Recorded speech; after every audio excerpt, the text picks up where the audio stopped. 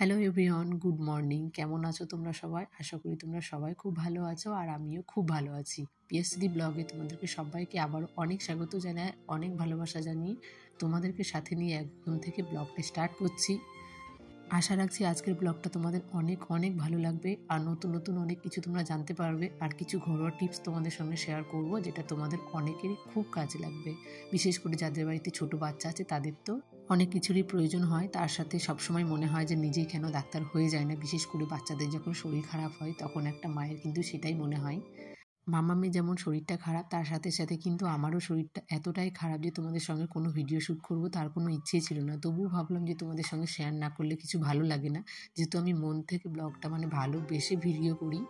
কখনোই আমার মনে হয় না যে আমার আজকে শরীরটা খারাপ তাহলে আমি ভিডিও শ্যুট করব না, তোমাদের সঙ্গে শেয়ার করব না, কিন্তু সময়ের অভাবে করে উঠতে পারি না সব সময়, এটাই হয়।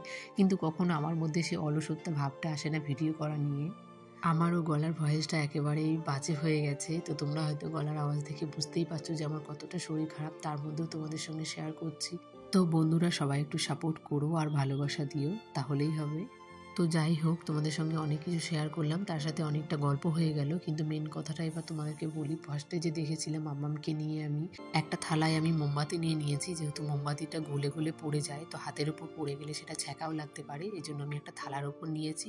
আর সেখানে মোমবাতিটা আমি ধরিয়ে তার মধ্যে একটু তেল নিয়ে নিয়েছি। মাম্মামকে হাতে হাতে করে একটু একটু করে গলায় সেদিয়ে দিচ্ছি, যেহেতু কাশিটা না হয়। মাম্মামের প্রচণ্ড কাশি হচ্ছিল, তাই এই ঘরোয়া টিপসগুলো আমি আমার দিদার কাছ থেকে শিখেছি। একটা বাচ্চা যদি ঠান্ডা লাগে তাকে একটু গলায় সেদ দিলে তার কাশিটাও যেমন কমে, তার সাথে কিন্তু ঠান্ডাটাও অনেকটা নেমে যায়।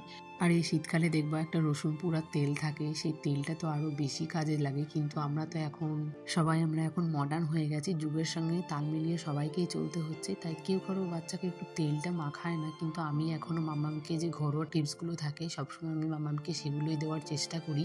আমি কিন্তু পার্সোনালি এসবে খুব ভালোবাসি। আর এই যে রসুন পোড়া তেলটা, কিন্তু আমিও এখন বড় হয়ে গেছি, বিয়ে হয়ে গেছে, মা হয়ে গেছি, তবুও কিন্তু আমিও এখনও ঠান্ডা লাগলে কিন্তু এই তেলটাই মাখি। তাতে তো গল্প করতে করতে আমার অনেক কাজ হয়ে গেছে, রান্না বান্না হয়ে গেছে, তারপর আমি একটু রান্নাঘরটা ক্লিনিং করে নিচ্ছি। আর ওকে আমি তার মাঝখানে একটু দুটো বড়া দিয়ে এসেছি, যেহেতু ও ঘুমাচ্ছিল।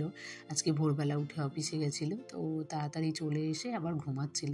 তারপরে আমি আমার কাজগুলো সেরে নিচ্ছিলাম, যেহেতু মাম্মাম চলে আসলে আবার পারবো না। তো মাম্মাম ওর ঠাম্মির সাথে গেছে একটু রোদে নিয়ে বসবে বলে।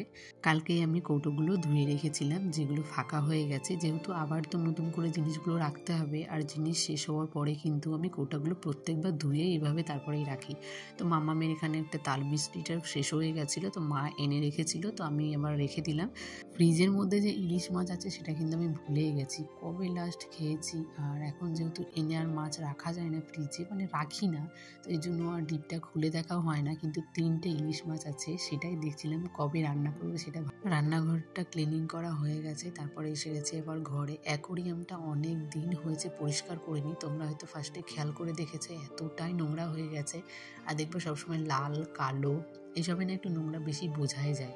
অ্যাকোরিয়ামের ওপরে যে পুতুলগুলো ছিল সেগুলো আমি ভালো করে কিন্তু মুছে নিলাম, যেহেতু মাম্মাম এগুলো সবসময় নিয়ে খেলা করে। কিন্তু কিছুদিন হয়েছে মাম্মাম এসবের দিকে কোনো ধ্যানই নেই। যখন যেটা নতুন খেলনা আসে তখন কিন্তু সেটা নিয়েও খেলা করে। তা এখন যেহেতু রাসে এসে ওর মামা ওর দিদা নতুন দুটো খেলনা কিনে দিয়ে গেছে, তো সেই জন্য এখন আর এই পুরনো খেলনার দিকে ওর কোনো ধ্যানই নেই, এখনও নতুন খেলনাগুলো নিয়েই খেলে। অ্যাকোরিয়ামে দেখলাম জল কমে গেছিলো, তাই 1 বোতল জল দিয়ে দিলাম, তারপরে মাছেদেরকে একটু খাবার দিয়ে দিলাম।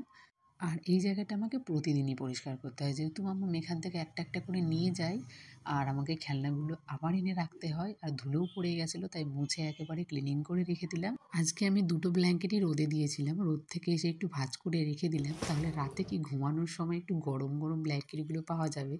একটা দুপুরবেলায় ভাঙবো আর একটা রাতে ভাঙবো, তাই দুটোকেই আজকে রোদে দিয়েছিলাম। আর এই শীতের দিনে যদি রোদ থেকে এনে রাখার পরে কিন্তু ভাঁজ করে রাখলে ভালোই গরম থাকে। আর এই যে ন্যাপকিনের প্যাকেটগুলো দেখছো সেগুলো আমি কিন্তু মিশো থেকে নিয়েছি, অনেক কম প্রাইসের মধ্যে পেয়েছি, তাই একসাথে 6টা নিয়ে নিয়েছি। দুধ গরম করতে বসিয়ে দিলাম, তার সাথে একটু মাম্মামের জন্য চা করে নিলাম।